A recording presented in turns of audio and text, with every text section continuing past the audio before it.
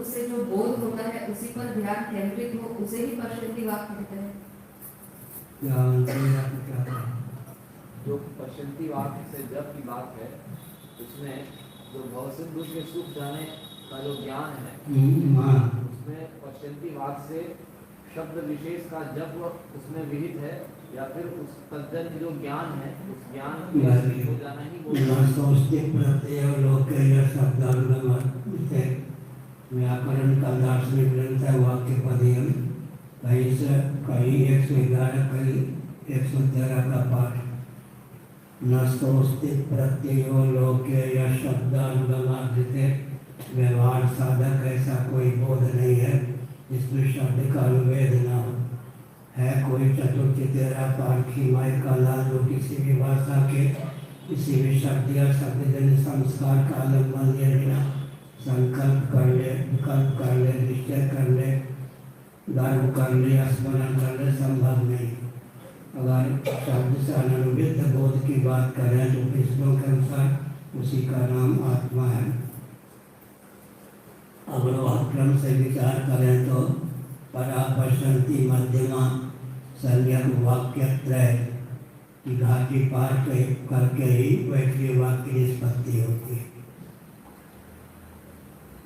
परा पश्यन्ति मध्यमा की घाटी पार करके ही वैक्रिय वाक्य की निष्पत्ति होती है। पिछले दिनों हमने बताया अपोविषदनीयानाम कंठाइक्योसानाम ताल ऋक्रसानाम उद्धार इत्यादि जो व्याकरण का सिद्धांत है नाभि और हृदय को भी मिला लें 10 संस्थानों के योग से वैक्रिय वाक्य की निष्पत्ति होती है। मनोगत वाक्य का नाम मध्यमा वाक्य है। बुद्धिनिष्ठ वाक्य का नाम पश्यन्ति वाक्य है। आत्मचेतन से अधिष्ठित अव्यक्त निष्ठ वाक्य का नाम परावाक है। परा पश्यन्ति मध्यमा वैखरी 4 प्रकार। पिछले दिनों हमने यह भी संकेत किया था कि अर्थानुसंधान पूर्वक वैखरी वाक्य से नाम लेने पर भवसिंधु में था पाने की योग्यता आ जाती है। मध्यमा वाक्य से नाम लेने पर भवसिंधु के पाठ जाने की योग्यता आ जाती है। पश्यन्ति वाक्य से नाम लेने पर भवसिंधु सुख जाता है। परा वाक्य से नाम लेने पर भवसिंधु आनंद सिंधु के रूप में समुल्लसित होता है। यह भी बताया गया कि सच्चिदानंद स्वरूप परमात्मा तत्व के बाहर जगत है या भीतर। बाहर है अगर भगवत तत्व विभू सिद्ध नहीं होता, अंदर है तो बोला सिद्ध होगा। इसलिए भाव जो है भगवान के न अंदर है न बाहर, भगवान ही भावाकार परिलक्षित हैं, ब्रह्म ही जगदाकार परिलक्षित। अभ्यास की अपेक्षा है बोलने में तो 2-4 वाक्य बोल दिए। 2-4 वाक्य जो बोला है हमारी प्रशंसा मत समझिए। गुरु गोविंद ने 1 लाख पृष्ठों में वाक्य संबंधी जो सामग्री होगी सबका सार है। मुझे भगवान की जय। मुझे किसी मार्ग पे बढ़ते बढ़ते बढ़ते बढ़ते सफलता नहीं मिल पाती है। उसी कार्य पे कार्य निरंतर किया जा रहा है परंतु सफलता नहीं मिल पा रही है। मार्ग में करने में किसी प्रकार तो आप पूछ रहे हैं, मार्ग में आगे बढ़ने में किसी प्रकार से कोई कमी नहीं हो पा रही है। जितना होना चाहिए उतना कर पा रहे हैं परंतु सफलता नहीं मिल पा रही।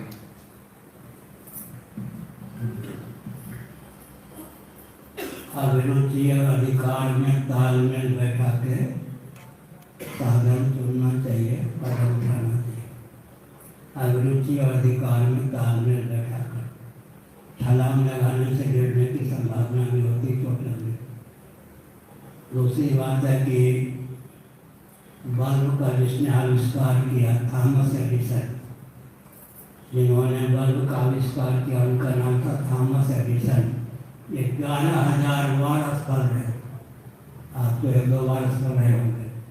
11,000 बार एडिसन थॉमस असफल रहे, फिर भी धैर्य नहीं खोया। 11,000 बार एक ही जीवन में असफल रहने के बाद उन्होंने बल्ब का आविष्कार कर लिया। हिम्मत मर्दा मर्दे खुदा खुदा जहाँ का हमारा हमें उर्दू कम बोलता हूँ। दिल्ली में विद्यार्थी था तो मेरी बात समझ में नहीं आती थी अध्यापक इत्यादि को, अंग्रेजी और उर्दू के शब्द मिला के बोलता था, तब कहते था कि जीवन में जीने की जो विधा है, शैली है, शास्त्रोक्त किस तरह से होनी चाहिए जिससे कि जीवन का अधिकतम उपयोग हो सके और देह त्याग के समय कोई पश्चाताप न हो और उसको पूर्ण संतुष्टि और आनंद की अनुभूति। यह चेत अवेदी तथा सत्यमस्ति न चेत यह वेदी मास्ति विनति। देहात्याग के अव्यभिक पूर्वक क्षण पर्यंत यदि भगवत तत्व का यथावत ज्ञान हो गया तब तो जीवन सार्थक हुआ, अन्यथा व्यर्थ गया। लाभ का लोभ और हानि का डर व्यक्ति के जीवन में प्रमाद नहीं पड़ने देता है। श्रुति ने लाभ का लोभ दिया, सत्य मस्ती, हानि का डर दिखाया, मस्ती विनती। इमरजेंसी पीरियड में इंदिरा गांधी के शासनकाल में समय पर व्यक्ति जाते थे काम करने, क्योंकि लाभ का लोभ हानि का डर था। व्यक्ति के जीवन में जो विवेकी होते हैं उनके जीवन में लाभ का लोभ हानि का डर ही उन्हें अप्रमत्त बना के रखता है। लाभ का लोभ न हो, हानि का डर न हो तो व्यक्ति प्रमाद करे। विवेक पूर्वक प्रमाद का त्याग करने वाले निर्णय होते हैं। निर्णय पाइए माया त्यागी संत। इसलिए अवेदी नता सत्य नष्टि, लाभ का लोभ है, महति विनष्टि, हानि का डर है। लाभ का लोभ और हानि का डर व्यक्ति के जीवन में प्रमाद नहीं पलने देता। आ गया देव भाई। सादर प्रणाम महाराज जी को। महाराज जी, जो आजकल श्रीमद् भागवत की साप्ताहिक अनुष्ठान होती है, क्या व्यासासन होकर के स्त्रियों को भागवत कथा करनी चाहिए, अधिकार है या नहीं, इसके विषय में लहर चलती है कि हर पुरुष को कहना चाहिए। हर आपके कहने से तो ये धन्य होता है, मानो हर पुरुष कह सकता है, हर पुरुष भी नहीं कह सकते। ठीक है, बैठ। और विवाह हो गया, हाँ तो हो जाए तो पत्नी को कथावाचक बना देना, आप श्रोता बन जाना, अकल ठीक हो जाएगी। जो कथा वाचती हैं वो पति से कहती हैं पाँव दबाओ या भोजन बनाओ, मैं तो कथा वाचिक हूँ। एक सच्ची घटना है।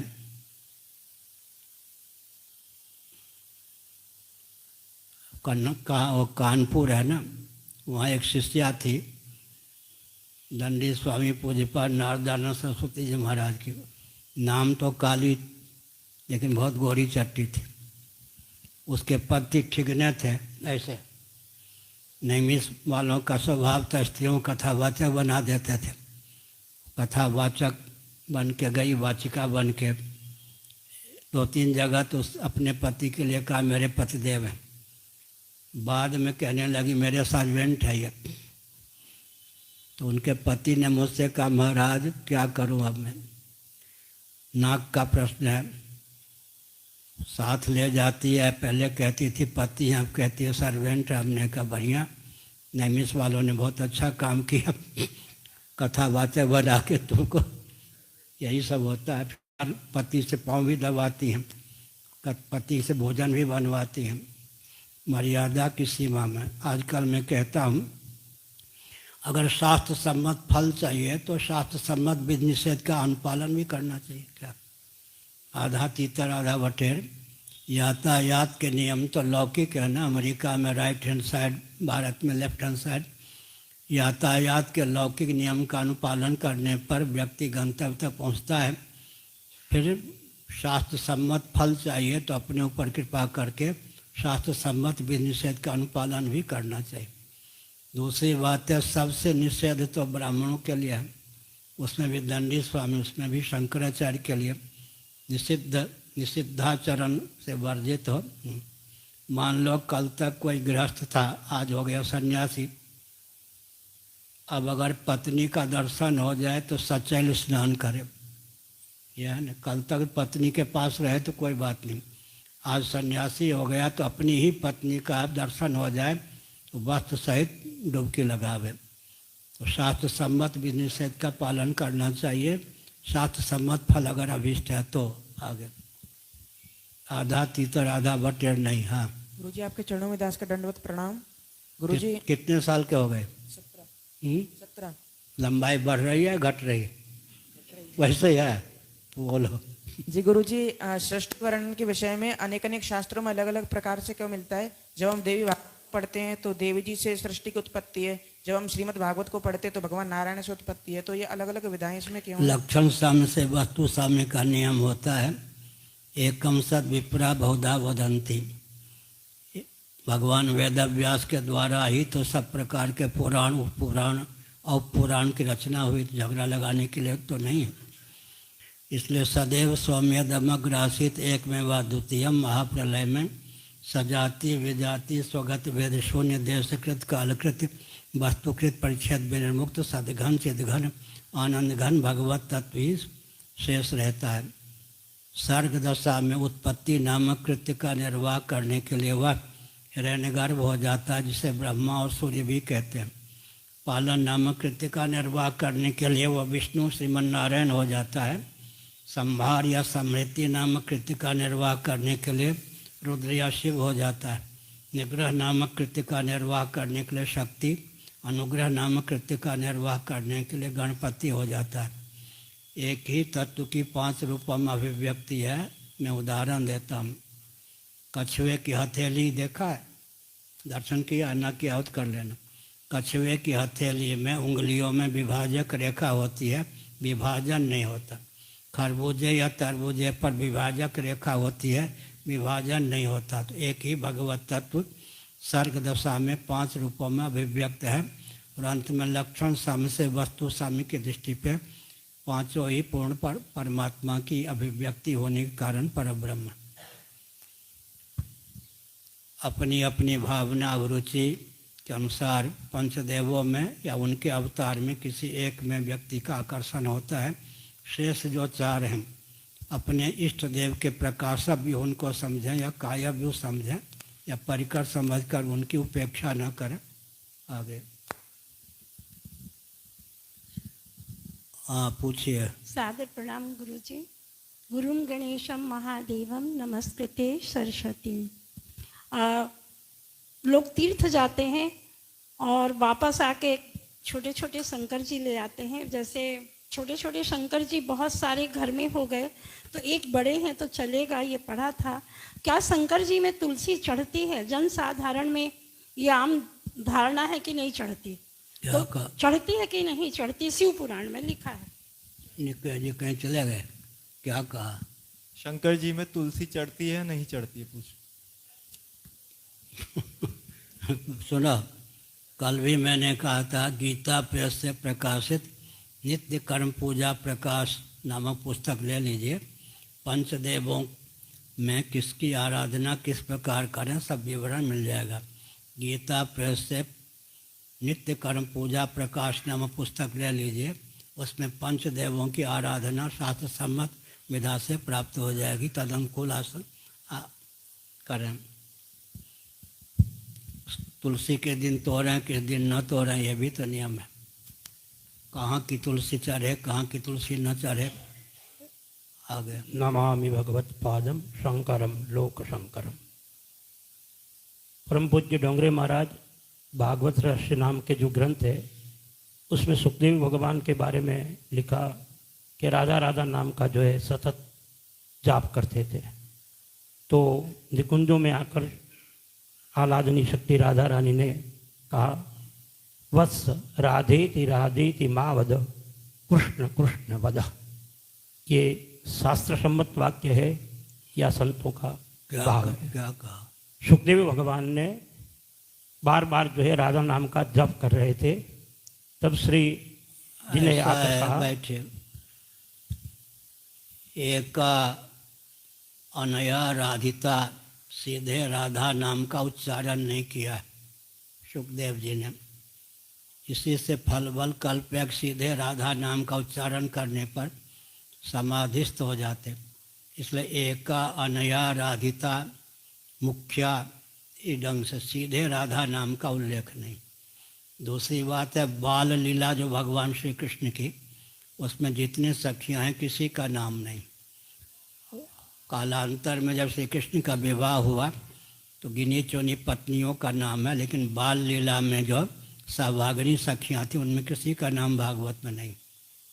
अनया, राधिता, एका मुख्या सांकेतिक है। परोक्ष प्रिय देवता होते हैं, परोक्ष प्रिय इव वृदानों के अनुसार। श्रीमद् भागवत में भगवान का कथन है, मुझे भी परोक्ष शैली में जो बात कही जाती है वो प्रिय है। जहाँ तक बन सके निरावरण सत्य नहीं बोलना चाहिए। आगे परम पूज्य जगत गुरु भगवान के चरणों में साष्टांग दंडवत पुराने जी।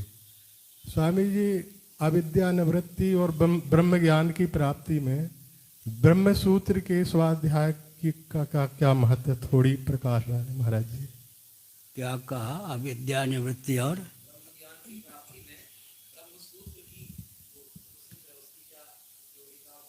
पूरी उपयोगिता है, अधूरी थोड़े है। ब्रह्म को सूत्रित करने वाले, चित्रित करने वाले, अभिव्यक्त करने वाले, सांकेतिक शैली में निरूपण करने वाले वचन का नाम है ब्रह्मसूत्र। आगे ब्रह्म ने शब्द ब्रह्म भी होता है, ब्रह्म ने पर ब्रह्म भी होता है। शब्द ब्रह्मण निष्णाता परम ब्रह्मादि गच्छति। पर ब्रह्म की शब्द ब्रह्म के रूप में अभिव्यक्ति होती है। पर ब्रह्म के समासित शब्द ब्रह्म ही जगदाकार उल्लसित है। प्रणवत्वाद प्रकृति, व्याकरण के अनुसार और वेदांत के अनुसार जो प्रणव है वही प्रकृति है। उनके यहाँ त्रिगुणात्मिका प्रकृति है, सांख्यों के यहाँ जगत त्रिगुणात्मिका प्रकृति का परिणाम है, ब्रह्म का विवर्त है।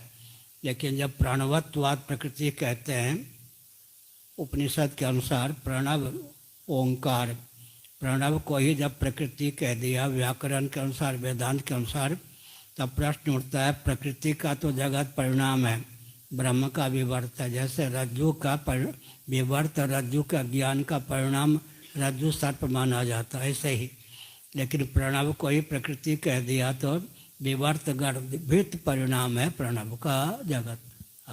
शब्द हमारे द्वारा विरचित है, अर्थ भी हमको ही करना है, तभी अर्थ लगेगा। उधार लिया हुआ शब्द नहीं। कहाँ से सीखा? पूज्य गुरुदेव हमको भामती पढ़ा रहे थे, उन्होंने कहा उधार ली हुई परिभाषा नहीं बोलते भामती का। हमारी जन्मभूमि के पास ही भामतीकार का भवन सिद्ध होता है गांव। हमने शिक्षा ले ली भामती प्रस्थान से, अपनी परिभाषा गढ़ लेते हैं, पर शास्त्र सम्मत तो परिभाषा होती। आगे हाँ, परम पूज्य महाराज श्री के चरणों में कोटि कोटि प्रणाम। महाराज श्री, एक निवेदन है कि वर्तमान में ये देखा गया है कि हिंदू धार्मिक स्थलों और तीर्थों में जैन समाज बहुत तेज गति से निर्माण कर रहा है। संभवतः आपके संज्ञान में भी यह विषय होगा। हमारी संभवतः होगा या ना होगा पता नहीं। आगे महाराज श्री, हमारे मध्य प्रदेश में इस तरह की कुछ स्थल हैं जहां जैन समाज बहुत तेज गति से धन बल के बल से निर्माण कार्य कर रहा है, तो उस दिशा में कुछ मार्गदर्शन समाधान निकले। मार्गदर्शन का अर्थ क्या हुआ? बैठिए बैठिए, वो व्यापारी चुकेगा क्या? अब व्यापारी को पहचान पाएंगे क्या? बुरा न मानो, होली है, होने होली है। व्यापारी को पहचान, वो तो नग्न व्यापारी है जैन, और सावरण व्यापारी को पहचान पाएंगे क्या?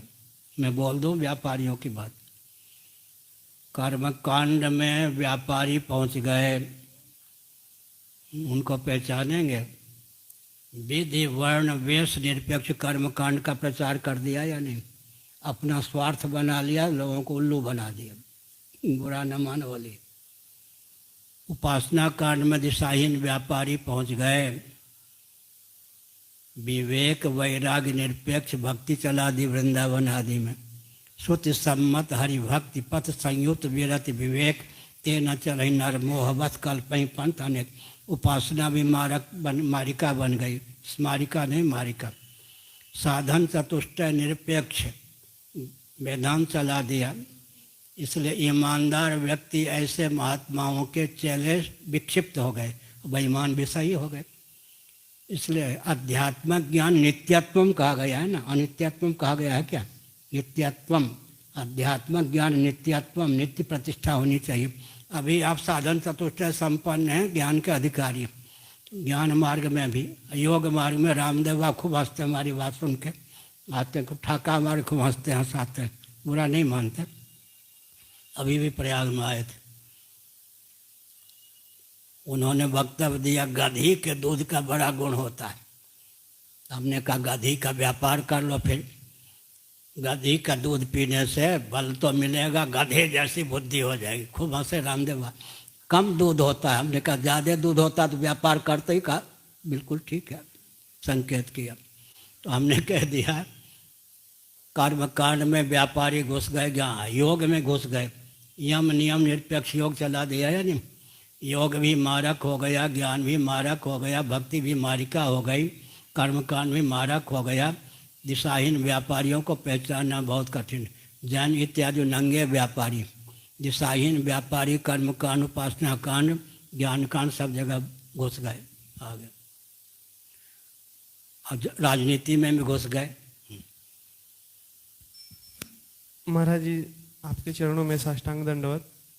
महाराज जी, जिस जीव को बोध न हो सका वह मरने के बाद फिर अगले जन्म में माता के गर्भ में प्रवेश करता है, इसकी क्या क्या किस किन कहाँ कहाँ वह जाता है, कैसे कैसे गर्भ में? ऊर्ध्वं गच्छन्ति सत्त्वस्था मध्ये तिष्ठन्ति राजसाः जघन्य गुण वृत्तिस्थादो गच्छन्ति तामसाः यम यम वापि स्मरन् भावन्ति यत्यन्ते कलेवरम तम तमेवैति कौन्तेय सदा तद्भाव भाविता।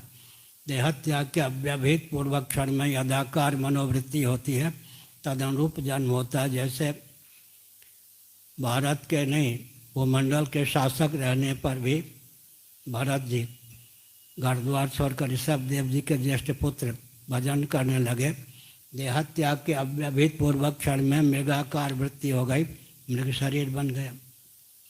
यम यम वापि स्मरन् भावम त्यजत्यन्ते कलेवरम तम तमेवैति कौन्तेय सदा तद्भाव भाविता। सच्ची बात है। एक महात्मा ने अपने शिष्यों से कहा, मैं मरूंगा तो देवता लोग जो है बैंड बाजे, देव लोग के बाजे को बजाएंगे। शरीर छूट गया, बाजे तो नहीं बजे। उनके शिष्यों ने कहा, मेरे गुरु जी के वाक्य व्यर्थ कैसे गए, तो सत्यवादी थे। दूसरी ओर जैसे ये पूर्व में रहते थे, पश्चिम में एक संत रहते थे सिद्ध, उनको बुलाया गया कि आपके मित्रों में मेरे गुरु जी थे, उनके वाक्य तो निष्फल गया। उन्होंने कहा अच्छा, शब्द था गुरु जी का। उन्होंने लेट के देखा कि दृष्टि कहाँ है, सामने एक बेर का वृक्ष था, उसमें पका हुआ बेर का फल था वहाँ। उन्होंने कहा ठीक है, वो बेर का फल तोड़ा, उसमें कीड़े बन के गुरु जी थे। तो उन्होंने कहा तुम्हारे गुरु जी कीड़े बन गए हैं बेर के। अंत में कीड़े की सदगति हो गई, गुरु बैंड बच गए, भगवान के लोक में चले गए। ऐसा भी होता है। यम यम वापि स्मरन् भावम, प्रारब्ध मूलक पतन भी हो जाता है। मुकुट न भय हते भगवाना, तीन जन्म दुर्वचन प्रमाण। आगे हाँ, आप पूछिए, कल वाले हैं क्या? हाँ महाराज, जय श्री कृष्ण। समस्त संतों के श्री चरणों में प्रणाम। महाराज जी, महाराज जी कल श्रवण किया कि अज्ञान भाव रूप है, आच्छादक और आच्छाद्य भाव, ये जो भाव रूपता में ही बनेगा। आच्छादक और आच्छाद्य भाव रूपता में ही बनेगा, ऐसा हमने कल श्रवण किया। तो महाराज जी ये अज्ञान फिर भाव रूप है, तो ना सते विद्यते भावो ना भावो विद्यते सत, तो ये दो भाव रूप हो जाएंगे। तो एकमेवा द्वितीयम ये कैसे सिद्ध होगा? सिया राम मैं सब जग जानी, ये कैसे होगा? हाँ, आप कैसे होंगे? सफेद कपड़ा पीला कपड़ा कैसे होगा? बैठ। कोई पंचदशी विद्यानंद स्वामी जी के द्वारा विरचित, कोई भी शक्ति अपने आशय शक्तिमान या शक्त को अपनी विद्यमानता से सद्वितीय नहीं होने देती। शक्ति का कार्य जो होता है, शक्ति के विविध कार्य भी अपनी विद्यमानता से शक्त या शक्तिमान को सद्गति नहीं होने देते। मृनिष्ठ मिट्टी में रहने वाली स्निग्धता नाम की शक्ति मिट्टी को सद्गति नहीं होने देती। घटाधिकारियों के योग से भी मिट्टी को सद्गति नहीं होने देती। इसलिए अद्वैत तत्व, पंचदशी कार ने लिखा कि महाप्रलय में तो अद्वैत तत्व था, एक में द्वितीयम सदैव सौम्यदमग्रासित। अवयव को लेकर स्वगत भेद की सिद्धि होती है, सादृश्य को लेकर सजाति भेद की सिद्धि होती है, विसदृश को लेकर विजाति भेद की सिद्धि होती है। लेकिन सर्ग दशा में तो सजाति विजाति स्वगत भेद संपन्नता सिद्ध अवयव को लेकर। उदाहरण के लिए एक वट का फल है, उसके अंदर जितने बीज हैं वो स्वगत भेद संपन्न हैं। कल्पना कीजिए कालांतर में पृथ्वी जल इत्यादि के सन्निवेश संयोग से एक एक वट बीज के एक एक वृक्ष हो जाए, उन वृक्षों में सजाति भेद हो जाएगा, सजाति। उन वृक्षों में गोंद लग जाए तो विजाति भेद हो जाएगा, विजाति भेद के मूल में सजाति भेद, सजाति भेद के मूल में स्वगत भेद काम करता है। लेकिन कोई भी शक्ति अपने आश्रय शक्ति या शक्तिमान को अपनी विद्यमानता से सद्गति नहीं होने देती, अपने कार्यों की विद्यमानता से भी सद्गति नहीं होने देती। इसलिए सर्ग दशा में भी ब्रह्म तत्व या ब्रह्मात्म तत्व ज्यों के त्यों अद्वितीय है। आगे आगे हाँ पूछिए। प्रणाम गुरुदेव। गुरुदेव, ज्ञान की जो सप्त भूमिकाएं है उसमें तनुमानसा के परिपक्व होने का लक्षण क्या होता है? संशय विपर्यय रहित हो जाए जीवन। श्रवण से अज्ञान की निवृत्ति होती है, मनन से संशय की निवृत्ति होती है, निधिध्यासन से विपर्यय की निवृत्ति होती है। श्रोतव्य मंतव्य निधिध्यासितव्य, अन्य में अन्य बुद्धि न हो और द्वैत बुद्धि न हो। द्वैत तो प्रत्यक्षादि प्रमाणों के द्वारा सिद्ध है।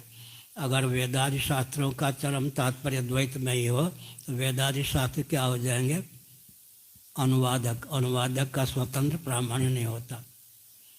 प्रत्यक्षादि इतर प्रमाणों के द्वारा जो असिद्ध अनधिगत तत्व हैं, धर्म और ब्रह्म, उन्हीं के प्रतिपादक वेदादि शास्त्र होते हैं।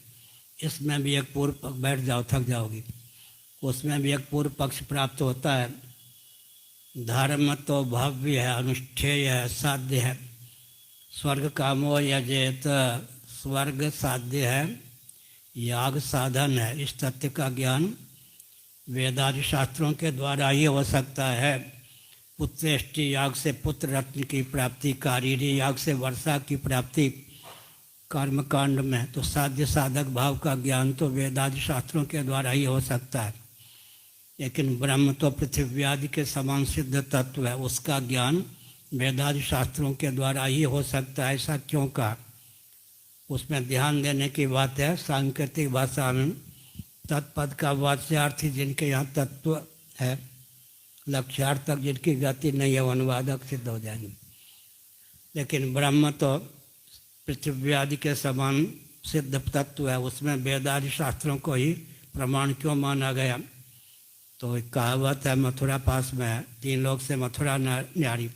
माना कि ब्रह्म सिद्ध तत्व है, लेकिन श्यामलाल की श्यामा गाय श्याम सुंदर के खेत में सुबह से हरी हरी घास चल रही है। इस वाक्य में शब्दों की प्रवृत्ति देश को लेकर, काल को लेकर हुई है। इसी प्रकार से क्या हुई है? शब्दों की प्रवृत्ति देश को लेकर, काल को लेकर शब्दों की प्रवृत्ति होती है। शब्दों की प्रवृत्ति क्रिया को लेकर, रूढ़ि को लेकर, संबंध को लेकर, गुण को लेकर होती है।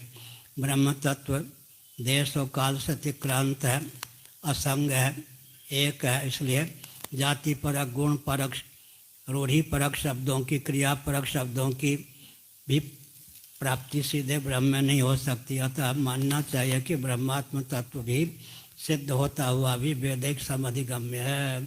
त्वम पद का लक्ष्यार्थ या हमर्थ है, और तत्पद का लक्ष्यार्थ बिना वेदांत शास्त्रों के विदित नहीं हो सकता। आगे हाँ, अच्छा प्रश्न किया, पूछो।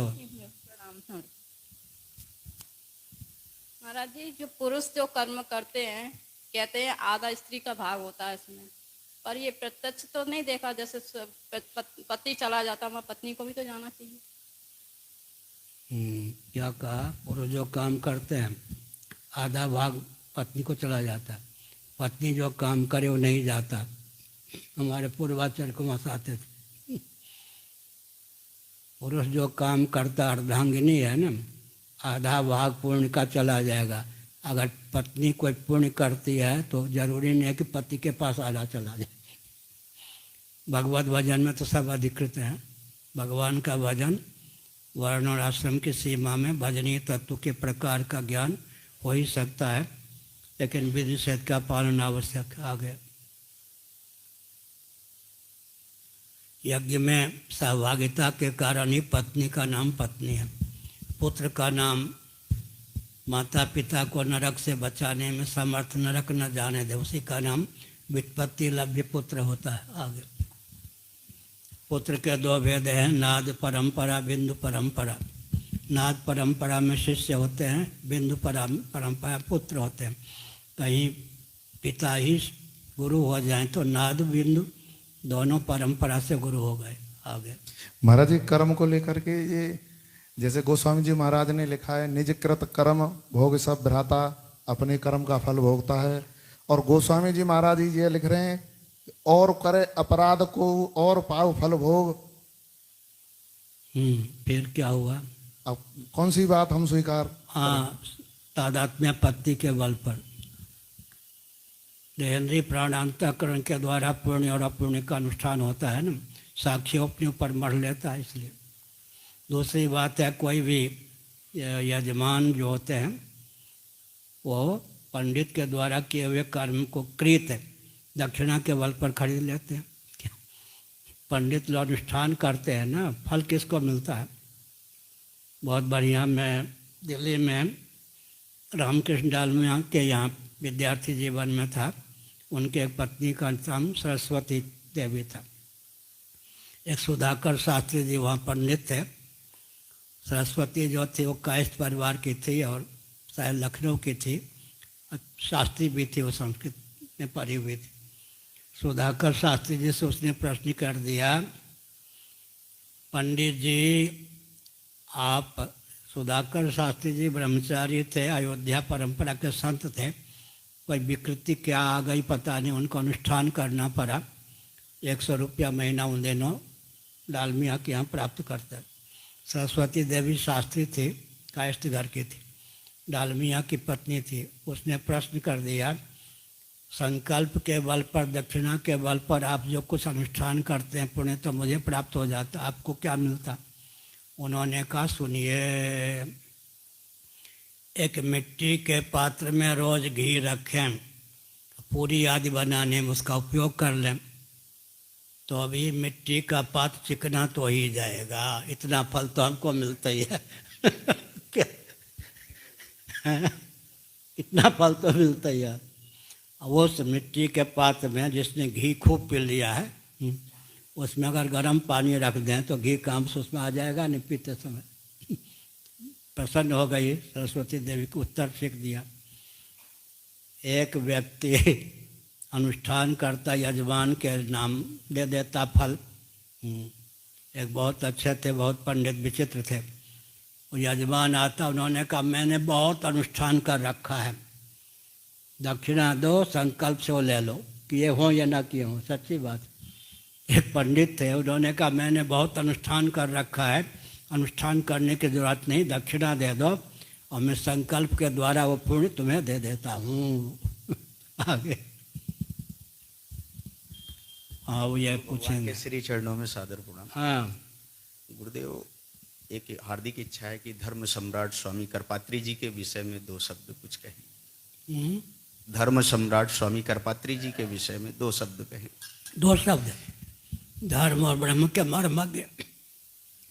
पूज्य स्वामी अखंडानंद महाराज का वाक्य है, भूमंडल पर जितने प्रत्यक्ष संत हैं, धर्म और ब्रह्म के मर्मज्ञ किसी को समझना चाहिए तो आजकल स्वामी करपात्री महाराज। धर्म और ब्रह्म के मर्मज्ञ 2 शब्दों में पूरा स्वस्थ क्रांति के उद्भाषक, धर्म और ब्रह्म के मर्मज्ञ, एक राजनीतिक दल रामराज परिषद के भी संस्थापक और 24 घंटे में 1.5 घंटा विश्राम करते थे।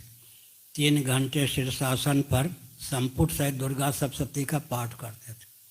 3 बार स्नान, 3 बार पूजन करते थे। मैंने तो उनसे विद्या अध्ययन किया है, दीक्षा ली है। 24 घंटे में 1.5 या 2 घंटे ही विश्राम करते थे। 10 किलोमीटर तक पैदल घूमते थे सुबह ब्राह्म मुहूर्त में, लेकिन वो पाठ करते हुए जाते थे आगे। श्रीमद् जगत गुरु शंकराचार्य भगवान की, सत्य सनातन धर्म की, धर्म की अधर्म का, प्राणियों में विश्व का, गौ माता की गोहत्या, भारत श्रीमद् जगत गुरु शंकराचार्य भगवान की, धर्म सम्राट स्वामी श्री करपात्री महाराज की, गोवर्धन मठपुरी पीठाधीश्वर भगवान की, श्री वृंदा विपिन बिहारी लाल की, हर नमः पार्वती पतये हर हर महादेव।